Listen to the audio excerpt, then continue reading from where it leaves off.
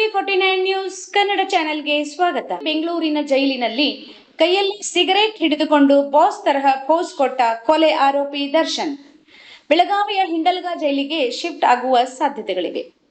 ಪರಪ್ಪನ ಅಗ್ರಹಾರ ಜೈಲಿನಲ್ಲಿ ನಟ ದರ್ಶನ್ ಮತ್ತಿತರರಿಗೆ ರಾಜಾತಿಥ್ಯ ಒದಗಿಸುತ್ತಿರುವ ಪ್ರಕರಣವನ್ನು ಗಂಭೀರವಾಗಿ ಪರಿಗಣಿಸಿರುವ ಮುಖ್ಯಮಂತ್ರಿ ಸಿದ್ದರಾಮಯ್ಯ ಅವರು ತಪ್ಪಿತಸ್ಥ ಅಧಿಕಾರಿಗಳನ್ನು ಕೂಡಲೇ ಅಮಾನತು ಮಾಡುವಂತೆ ಸೂಚಿಸಿದ್ದಾರೆ.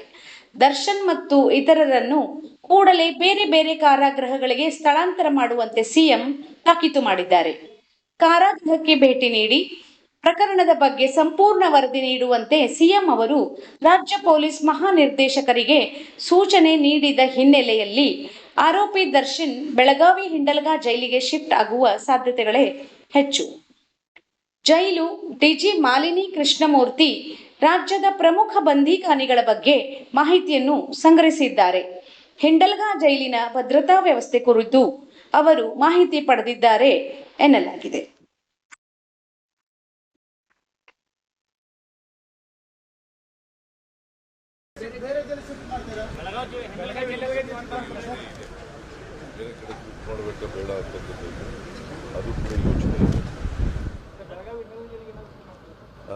ಇದು ಅಧಿಕಾರಿಗಳ ಮಟ್ಟದಲ್ಲಿ ನಡೆದಿರ್ತಕ್ಕಂಥ ಕೆಲಸ. ಬಹುಶಃ ದುಡ್ಡು ತಗೊಂಡು ಮಾಡಿದಾರ ಏನು ಕಥೆ ಅನ್ನೋದು ಗೊತ್ತಿಲ್ಲ, ಎಂಕ್ವೈರಿ ಮಾಡಿಸ್ತೀವಿ. ಬಟ್ ಈಗಾಗಲೇ 7 ಜನರನ್ನ ಸಸ್ಪೆಂಡ್ ಮಾಡಿದ್ದೀವಿ. ಇನ್ನು ಯಾರು ಸೀನಿಯರ್ ಆಫೀಸರ್ಸ್ಗಳಿದ್ರೆ ಅವ್ರನ್ನೂ ಕೂಡ ಸಸ್ಪೆಂಡ್ ಮಾಡ್ತೀವಿ.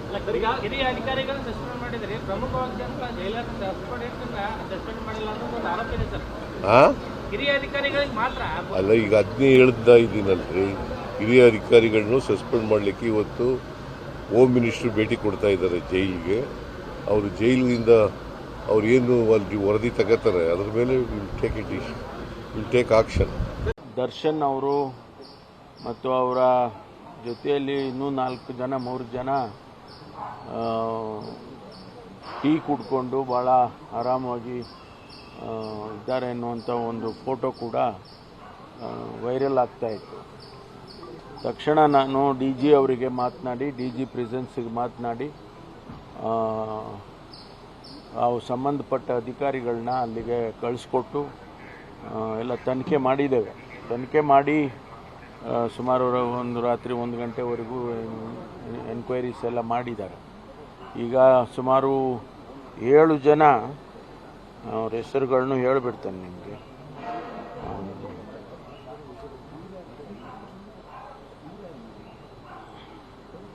7 ಜನ ಅಧಿಕಾರಿಗಳನ್ನು ಈಗ ಸಸ್ಪೆಂಡ್ ಮಾಡಿದ್ದೇವೆ. ಒಂದು Saravana jailers, Sharanabasava Aminagarh, Prabhu S Khandelwal. Assistant jailers LS Tippeswamy, Srikanth Talwar, Tippeswamy LS Tippeswamy, Srikanth Talwar, ಇವರಿಬ್ಬರು ಜೈಲರ್, ಇದು sub assistant jailers. Head warders Venkappa Korti, Sampath Kumar Kadapatti, warder Basappa Teli. ಇವರಿಷ್ಟು ಜನರನ್ನು ಸಸ್ಪೆಂಡ್ ಮಾಡಿದ್ದೇವೆ. ಯಾವ ರೀತಿ ಇದು ಈ ಇನ್ಸಿಡೆಂಟ್ ನಡೆದಿದೆ ಅನ್ನೋದ್ರ ಬಗ್ಗೆ ಈಗ ವರದಿಯನ್ನು ಕೇಳಿದ್ದೇನೆ. DG ಅವರು ಕೂಡ ಈಗಾಗಲೇ DG ಪ್ರೆಸೆನ್ಸ್ ಅವರು ಕೂಡ ಈಗ ಇನ್ಸ್ಪೆಕ್ಷನ್ ಹಾಕ್ಕೊಂಡಿದ್ದಾರೆ. ಅವರು ಕೂಡ ಬೆಳಿಗ್ಗೆ ಹೋಗಿದ್ದಾರೆ. ಇಂಥ ಘಟನೆ ನಡೀಬಾರ್ದು, ಯಾವ ಕಾರಣಕ್ಕೂ ಕೂಡ ನಡೀಬಾರ್ದು. ಆದರೆ ಈ ವ್ಯಕ್ತಿಗಳು ಯಾರು 7 ಜನ ಹೆಸರು ಹೇಳಿದ್ದೇನೆ, ಇವರು ಭಾಗಿಯಾಗಿದ್ದಾರೆ. ಅವರಿಗೆ ಆ ರೀತಿ ಅವಕಾಶ ಮಾಡಿಕೊಟ್ಟಿದ್ದಾರೆ ಅಂತೇಳಿ ನಮಗೇನು ವರದಿ ಬಂದಿದೆ. ಅದರ ಪ್ರಕಾರ ಈಗ ಸಸ್ಪೆಂಡ್ ಮಾಡಿ ಮುಂದಿನ ಕ್ರಮ ತಗೊಳ್ತೀವಿ. ಆಮೇಲೆ ಸೀನಿಯರ್ ಆಫೀಸರ್ಸ್ ಯಾರಿದ್ದಾರೆ ಅಲ್ಲಿ, ಜೈಲ್ ಸೂಪರ್ಡೆಂಟ್ ಇರ್ಬೋದು, ಅದಕ್ಕಿಂತ ಸೀನಿಯರ್ಸ್ ಇರ್ಬೋದು, ಅವ್ರನ್ನೂ ಕೂಡ ಅಲ್ಲಿಂದ ಟ್ರಾನ್ಸ್ಫರ್ ಮಾಡ್ತೇನೆ. ಅಲ್ಲಿಂದ ಶಿಫ್ಟ್ ಮಾಡಿ ಬೇರೆಯವ್ರನ್ನ ಹಾಕೋದಕ್ಕೆ ಈಗಾಗಲೇ ನಾನು ವರದಿ ಬಂದ ತಕ್ಷಣ ಅವ್ರ ಮೇಲೂ ಕೂಡ ಕ್ರಮ ತಗೊಳ್ತೀವಿ. ಯಾಕೆಂದರೆ ಪದೇ ಈ ರೀತಿ ಆಗಬಾರ್ದು. ಯಾವುದೇ ಜೈಲಿನಲ್ಲಾಗಲಿ ರಾಜ್ಯದಲ್ಲಿರ್ತಕ್ಕಂಥ ಎಲ್ಲ ಬಂದಿಖಾನೆಗಳಲ್ಲೂ ಕೂಡ ನಾವು ಸೆನ್ಸಿಟೈಸ್ ಮಾಡಿದ್ದೀವಿ, ಕ್ಯಾಮ್ರಾಗಳು ಹಾಕ್ತಾ ಇದ್ದೀವಿ, CCTVಗಳನ್ನ ಹಾಕ್ತಾ ಇದ್ದೀವಿ, ಆಮೇಲೆ ಜಾಮರ್ಸ್ಗಳು ಇದ್ದೀವಿ. ಇಷ್ಟೆಲ್ಲ ಆದರೂ ಕೂಡ ಇನ್ನೂ ಇಂಥ ಘಟನೆಗಳು ನಡೆಯುತ್ತೆ ಅಂತ ಹೇಳಿದ್ರೆ ಅಧಿಕಾರಿಗಳು ಇನ್ನೂ ಹೆಚ್ಚಿನ ಕಠಿಣವಾಗಿ ಅವರು ಕೆಲಸ ಮಾಡಬೇಕಾಗ್ತದೆ. ಅದರಿಂದ ಅವ್ರ ಮೇಲೆ ಕ್ರಮ ತಗೊಂಡು ಮುಂದೆ ಇಂಥದ್ದು ನಡೆದಾಗೆ ನೋಡ್ಕೊಳ್ತೇವೆ. ಸಣ್ಣ ಪುಟ್ಟ ಆಫೀಸರ್ಸ್ಗಳನ್ನ ಅಮಾನತ್ ಮಾಡಿದ್ದೀರಾ, ಸೂಪರ್ಡೆಂಟ್ ಅವ್ರನ್ನ ಬೇರೆ ಕಡೆ ಶಿಫ್ಟ್ ಮಾಡಿ. ಇಲ್ಲ ಅವ್ರು ನೇರವಾಗಿ ನೋಡಿ, ಅವರ ನೇರವಾಗಿ ಭಾಗಿಯಾಗಿದ್ರೆ ಸ್ವಲ್ಪ ಕೇಳಿ, ಅವರನ್ನ ನೇರವಾಗಿ ಅವರು ಕೂಡ ಭಾಗಿಯಾಗಿದ್ರೆ ಅವರಿಗೂ ಸಸ್ಪೆಂಡ್ ಮಾಡ್ತೀವಿ. ಯಾರನ್ನೂ ಮುಲಾಜಿಲ್ಲದೆ ಅವ್ರನ್ನ ಶೆಲ್ಟರ್ ಮಾಡೋದು, ಇವ್ರನ್ನ ಸಣ್ಣವ್ರನ್ನ ಯಾರನ್ನೋ ಮಾಡೋದು, ಆ ರೀತಿ ಮಾಡಕ್ಕೆ ಹೋಗೋದಿಲ್ಲ. ಅದಕ್ಕೋಸ್ಕರನೇ ಈಗ ನಾವು ಇನ್ವೆಸ್ಟಿಗೇಷನ್ ಪ್ರಾರಂಭ ಮಾಡಿದ್ದೀವಿ. ಅವರ ಭಾಗಿಯಾಗಿದ್ದಾರೆ, ಅವ್ರ ಗಮನದಲ್ಲಿತ್ತು ಅಥವಾ ಅವರ ನೇರವಾದ ಅವರ ಕೈ ಕೆಳಗಡೆ ಇತ್ತು ಅಂತ ಅಂದರೆ ಅವರನ್ನು ಕೂಡ ಸಸ್ಪೆಂಡ್ ಮಾಡ್ತೀವಿ. ಯಾವುದೇ ಮುಲಾಜಿನ ಇಟ್ಕೊಳಕ್ ಹೋಗೋದಿಲ್ಲ ನಾನು. ಸರ್, ನೀವೇ 2-3 ಬಾರಿ ಕೇಳಿದಾಗ ಹೇಳಿದ್ರಿ ದರ್ಶನ್ ಅವ್ರಿಗೆ ಯಾವ ರಾಜಕೀಯ ಕೊಡ್ತಿಲ್ಲ, ಕಾಮನ್. ಹೌದು, ಅಲ್ಲಿವರೆಗೂ ನೀವು ಪ್ರಶ್ನೆ ಮಾಡಿದ್ದು ನನಗೆ ಚಿಕನ್ ಬಿರಿಯಾನಿ ಕೊಟ್ಟಿದ್ದಾರೆ ಅಂತ ಕೇಳಿದ್ರಿ. ಆ ಸಂದರ್ಭದಲ್ಲಿ ನಾನು ಹೇಳಿದ್ದು ನಿಜ, ಚಿಕನ್ ಬಿರಿಯಾನಿ ಕೊಟ್ಟಿರಲಿಲ್ಲ. ಅದಕ್ಕೆ ನಾನು ಹೇಳಿದ್ದೆ ಅಂಥದ್ದು ಯಾವುದು ಘಟನೆ ನಡೆಯೋದಿಲ್ಲ, ಪ್ರಿಸನ್ ಮ್ಯಾನ್ಯುಯಲ್ ಬಿಟ್ಟು ಏನು ಕೆಲಸ ಮಾಡೋದಿಲ್ಲ ಅಂತ ಹೇಳಿದ್ದೆ.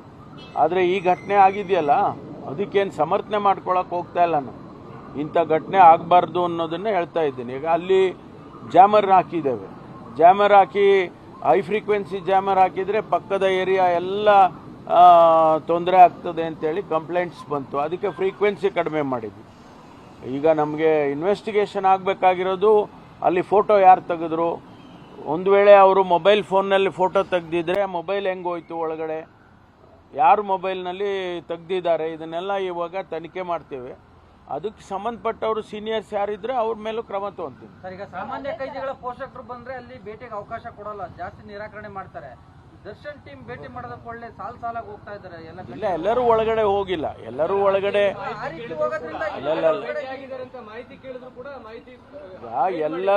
ಎಲ್ಲರೂ ಒಳಗಡೆ ಹೋಗಕ್ಕೆ ಆಗೋದಿಲ್ಲ. ಯಾರನ್ನ ಅವರು ಜೈಲ್ ಸೂಪರ್ಡೆಂಟ್ ಪರ್ಮಿಷನ್ ಕೊಡ್ತಾರೆ ಅವ್ರು ಮಾತ್ರ ಒಳಗಡೆ ಹೋಗಕ್ಕೆ. ಅದನ್ನ ನೋಡೋಣ, ಈಗ ಈ ಇನ್ವೆಸ್ಟಿಗೇಷನ್ ಎಲ್ಲ ಅದು ಕೂಡ ಗೊತ್ತಾಗುತ್ತೆ ಯಾವ ರೀತಿ.